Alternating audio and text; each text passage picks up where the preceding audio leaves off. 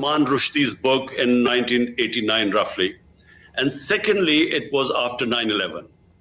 And how did this division, the suspicion take place? After 9/11, the word Islamic terrorism, Islamic radicalism. Now, when these terms started becoming currency and announced by Western leaders, the man in the street does not understand. When you say Islamic radicals, it seems that there's something in the religion that makes people radical. And the man in the street cannot distinguish between a moderate Muslim and a radical Muslim. Terrorism has no religion. In every human society, they're extremists. They are liberals, they're extremists, and bulk of the people are moderates. Well, I was just going to say, though, you've talked about this at the United Nations and many other places about a need for a holistic approach by the international community. What does that mean to you practically, Prime Minister? What do you need to see there? So I've been, every forum, I've been trying to say this because the two, communities, Muslims living in Western world, they are the ones who suffer from Islamophobia. And then they suffer. I mean, we hear about incidents. A lot of incidents don't get reported, but we know about it. Our embassies tell us. So this gap needs to be closed. In this instance, it appears it was one person radicalized in some way on his own who did this. What is it that government should be doing, for instance, to shut down online hate toward Muslims? I think there should be a very strict action against this. Because you see, these hate websites, which again, as I said, would divide humanity by creating hatred, ignorant about the other human community, and you target them and this hate material, and especially with the growing social media, and social media is a completely, the world is just coming to grips with it because it's a new phenomenon. And unfortunately, I mean, while there's so many benefits of social media, it's changing the whole world. But this one particular bit, when there are these hate websites, which create hatred amongst human beings, there should be an international action against them. And what would that look like to you, Prime Minister? What would be the mechanism for doing that, if you will?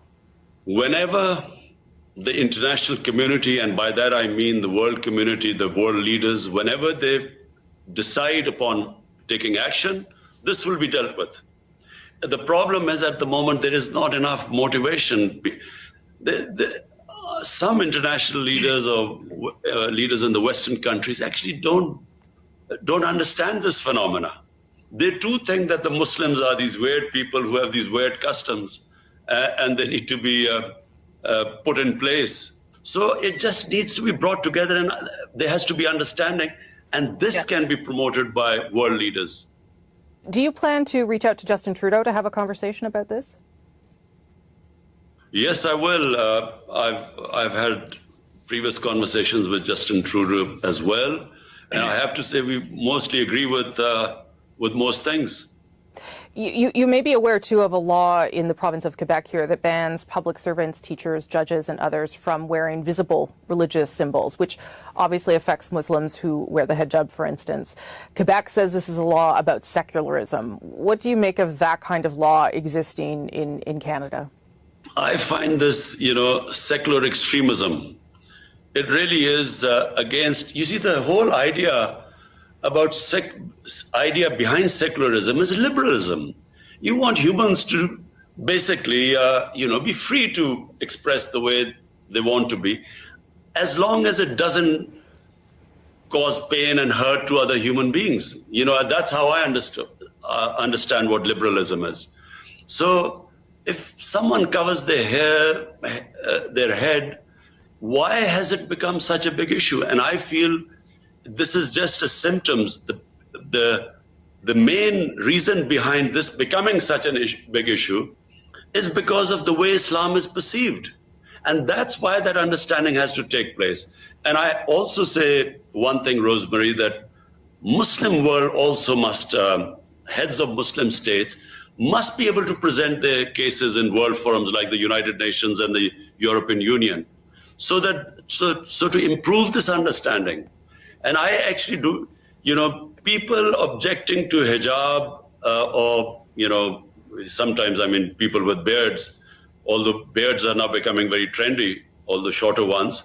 So people objecting to this is quite bizarre for me because, again, I repeat, in the liberal Western democracies, why is this such a big issue?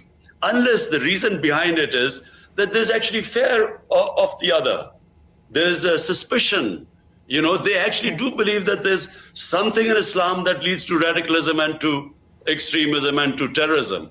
And unfortunately, I repeat again, there are certain Western leaders who believe this. Right. You are speaking about Islam writ large, of course, but as you know, it is very diverse. There are many different groups of Muslims in the world.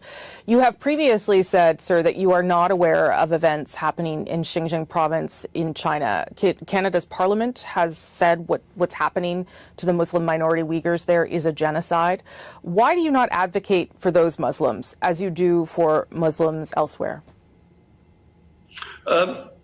Let me just be clear, Rosemary. Number one, Islamophobia does not affect us Muslims living in Muslim countries.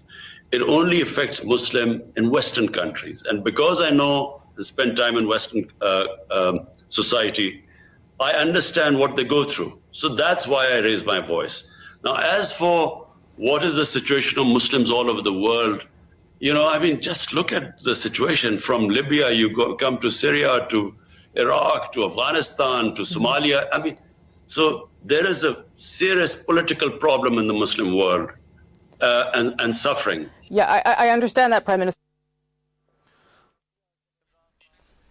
That was Prime Minister Imran Khan's interview to CBC News. He was talking about Islamophobia and hate crimes with specific regards to what happened recently in Canada, where a family of 4 were killed by a truck driver.